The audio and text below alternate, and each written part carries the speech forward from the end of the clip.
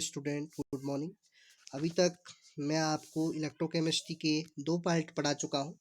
पहले पार्ट में हमने इसका जनरल इंट्रोडक्शन पढ़ा था और आज हम यहाँ पर कल मैंने आपको नॉर्मल हाइड्रोजन इलेक्ट्रोड या स्टैंडर्ड हाइड्रोजन इलेक्ट्रोड के बारे में बताया था। आज मैं आपको नर्नस्ट इक्वेशन के बारे में बता रहा हूँ, जो परीक्षा की दृष्टि से भी काफ़ी इम्पोर्टेंट है। इससे बेस्ड न्यूमेरिकल क्वेश्चन और नर्नस्ट इक्वेशन भी कभी प्रूव्ड करने को पूछी जाती है एग्जाम में, और आगे के भी काफ़ी कॉम्पिटिटिव एग्जाम के लिए बहुत इम्पोर्टेंट है। तो स्टूडेंट, सबसे पहले हम बात करते हैं नर्नस्ट इक्वेशन को प्रूव्ड करने के लिए हम कुछ एजम्पशंस लेंगे और कुछ हाइपोथेसिस करेंगे। तो देखिए डियर स्टूडेंट, माना एक सेल में आपको पढ़ा चुका हूँ मैं, उत्क्रमणीय अभिक्रिया हो रही है, मीन्स की रिवर्जिबल रिएक्शन। आप जानते हैं कि रिवर्जिबल रिएक्शन वह रिएक्शन होती है जिसमें रिएक्टेंट से प्रोडक्ट बनते हैं तथा प्रोडक्ट से दोबारा रिएक्टेंट बनते हैं। तो हम यहाँ पर एक रिवर्जिबल रिएक्शन ले रहे हैं और ये रिवर्जिबल रिएक्शन इस प्रकार से है, जिसमें small A capital A plus small B capital B, reversible reaction small C capital C plus small D capital D बन रहे हैं। Where small A capital A, यहाँ पर आप देखिए स्मॉल ए कैपिटल ए के गुणांक को बता रहा है और स्मॉल बी कैपिटल बी के गुणांक को बता रहा है। उसी प्रकार स्मॉल सी कैपिटल सी के गुणांक को बता रहा है और स्मॉल डी कैपिटल डी के गुणांक को बता रहा है। आप जानते हैं कि कोई भी रिएक्शन कंप्लीट होने के लिए रिएक्टेंट आपस में जुड़ते हैं और प्रोडक्ट बना रहे हैं।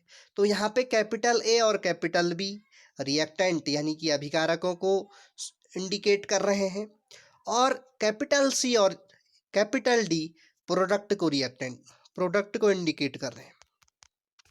आगे देखिए स्टूडेंट, अब मैं आपको एक एग्जाम्पल के द्वारा इसको समझाऊंगा। Production of ammonia by Haber process. Haber विधि द्वारा अमोनिया का निर्माण किस प्रकार से होता है आप जानते हैं।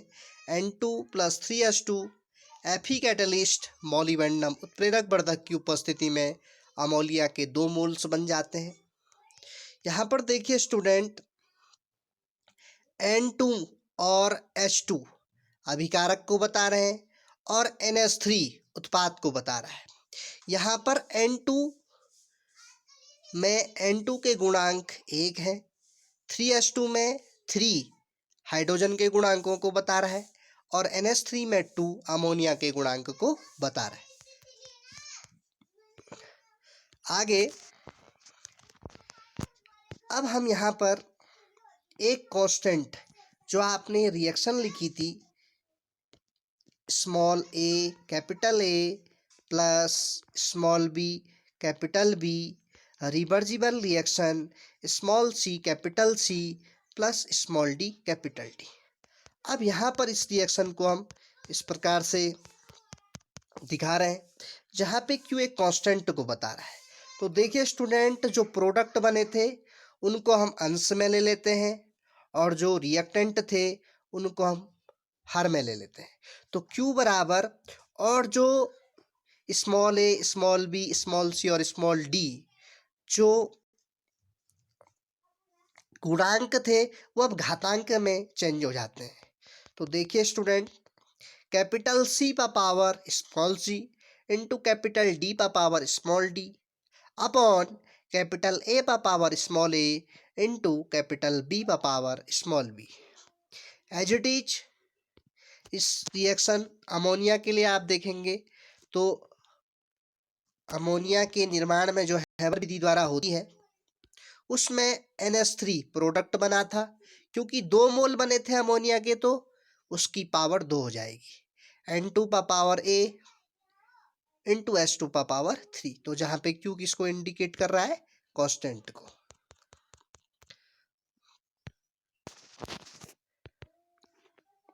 आगे देखिए स्टूडेंट, अब आपको मैं ऊष्मागतिकी के बारे में कुछ जनरल चीज़ें बताऊंगा।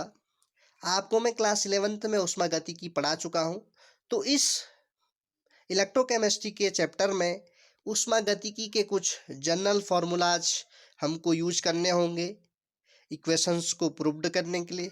तो देखिए यहाँ पे एक रिएक्शन है, एक इक्वेशन है डेल्टा जी बराबर delta G of naught plus R T L N of Q, where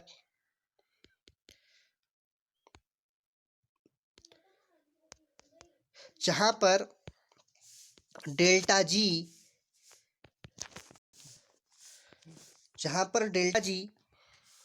Gibbs ऊर्जा को इंडिकेट कर रही है, और डेल्टा जी नॉट जहां पर भी नॉट आएगा वो स्टैंडर्ड एनर्जी को या स्टैंडर्ड सेल को रिप्रेजेंट करेगा। तो यहाँ पे डेल्टा जी नॉट है तो ये मानक गिब्स ऊर्जा को बता रही है, और आर टी मीन्स की आर रियल गैस कांस्टेंट को बता रहा है और टी टेम्परेचर को शो कर रहा है। उसी प्रकार एल एन ऑफ क्यू, ये कंसेप्ट जानना बहुत इंपॉर्टेंट है। L N of Q L N log को बता रहा है, इसको मैं आपको आगे भी समझाऊंगा कुछ देर में।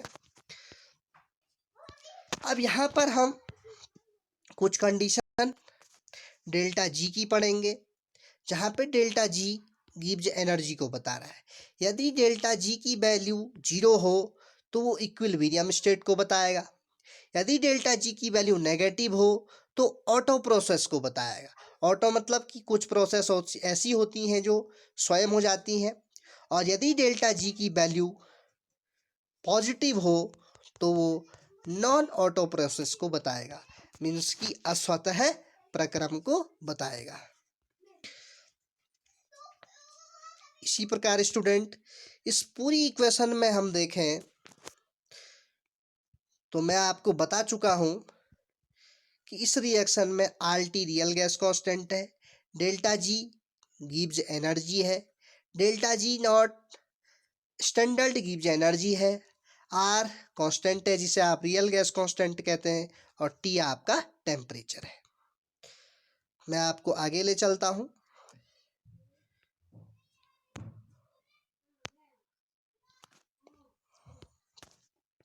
आगे हम इसको प्रूव करने के लिए कुछ चीज़ें और एजम्पशन करेंगे।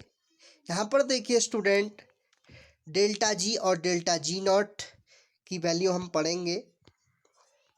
डेल्टा जी की एक इक्वेशन इस प्रकार से होती है, डेल्टा जी की वैल्यू होती है minus N F E of cell, और उसी प्रकार डेल्टा जी नॉट की value minus N F E naught of cell होती है। मीन्स कि इस इक्वेशन में हम डेल्टा जी की जगह minus N F E of cell और डेल्टा जी नॉट की जगह पे हम minus N F E naught of cell रख सकते हैं।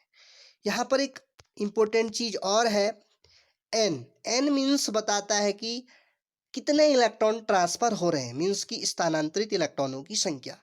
इसको समझाने के लिए मैं आपको परसों भी बता चुका हूँ कि Cu2 positive plus 2E negative से Cu बनता है, तो मीन्स कि यहाँ पे n इक्वल टू 2 हो जाएगा, क्योंकि यहाँ पे जो स्थानांतरित इलेक्ट्रॉन है वो 2 है। इसी प्रकार स्टूडेंट इस रिएक्शन में इस इक्वेशन में F फैराडे को बताता है, और 1 फैराडे इक्वल टू 96,500 कूलॉम्स के इक्वल होता है। और ई ऑफ सेल हम इससे पहले भी पढ़ा चुके हैं आपको, ई ऑफ सेल सेल के विभव को बताता है, मीन्स की पोटेंशियल ऑफ सेल। एंड जहाँ पर भी मैंने आपको बताया है कि ई नॉट आ जाएगा तो ई नॉट मीन्स की स्टैंडर्ड, तो यहाँ पे ई नॉट का मतलब होगा स्टैंडर्ड सेल पोटेंशियल, मानक सेल विभव को ये रिप्रेजेंट करेगा। इसी प्रकार स्टूडेंट मैं आपको आगे ले चलता हूँ। आगे देखिए, अब हम जो रिएक्शन हम इससे पहले आपको बता चुके थे कि delta G equal to delta G of naught plus R T of L N F, और अभी आपको मैंने डेल्टा जी की वैल्यू बताई minus N F E of cell, और डेल्टा जी नॉट की वैल्यू मैंने आपको बताई minus N F E naught of cell. तो यहाँ पे हम इस वैल्यू को पुट कर देंगे, डेल्टा जी और डेल्टा जी नॉट की वैल्यू। तो डेल्टा जी की वैल्यू हमने यहाँ पे पुट कर दी minus N F E naught of cell, and delta G naught की value minus N F E naught of cell plus R T L n Q आपका एज इट इज रहेगा जैसा था। आगे देखिए स्टूडेंट, यहाँ पे कुछ और इम्पोर्टेंट चीज़ें मैं आपको बताऊंगा जो कि लॉग से रिलेटेड होंगी। लॉग मीन्स कि लॉग को स्मॉल में ln से भी रिप्रेजेंट किया जाता है। तो ln को हम बोलते हैं लॉग ऑफ बेस ई। जहाँ पे लॉग का बेस ई होगा तो उसको हम ln कह देते हैं। उसी प्रकार लॉग ऑफ 10 मीन्स की log of x। Log of 10 means की लॉग की बेस यहाँ पे कितनी है 10। Similarly log base of e x equal to ln of x, क्योंकि log of e, log base e बराबर ln होता है, तो log base e of x equal to ln of x हो जाएगा। उसी प्रकार ln ऑफ q को, ln ऑफ q मीन्स की log of base e of q। ये कुछ चीज़ें हैं जो मैं आपको क्लास 11th में कैलकुलस पढ़ाते हुए डिफरेंशिएशन और इंटीग्रेशन पढ़ाते हुए बता चुका हूँ। लॉग के बारे में, लॉग के अदर प्रॉपर्टीज के बारे में भी मैं आपको बता चुका हूँ। अब देखिए स्टूडेंट, इक्वेशन 4 हमें इस प्रकार से प्राप्त हुई। अब इस पूरी इक्वेशन 4 को हम माइनस ऑफ एन एफ से डिवाइड कर देते हैं। तो देखिए आपने पूरी रिएक्शन को हमने माइनस ऑफ एन एफ से भाग दे दिया, यहाँ पर भी, यहाँ पर भी, यहाँ पर भी। तो माइनस से माइनस कैंसिल हो गया, एन एफ से एन एफ कैंसिल। इसी प्रकार यहाँ भी माइनस से माइनस कैंसिल, एन एफ से एन एफ कैंसिल। ये वाली एज इट इज रहेगी वैल्यू। तो देखिए स्टूडेंट, हमारे पास जो वैल्यू बच जाती है वो इस प्रकार से आ जाती है,